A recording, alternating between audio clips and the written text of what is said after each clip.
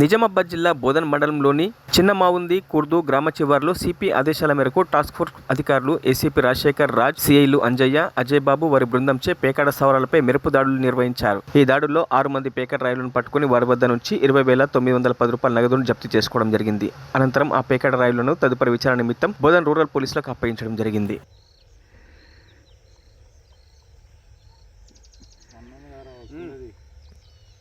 కింద పైసలు కూడా స్టార్ట్ ది ఆపి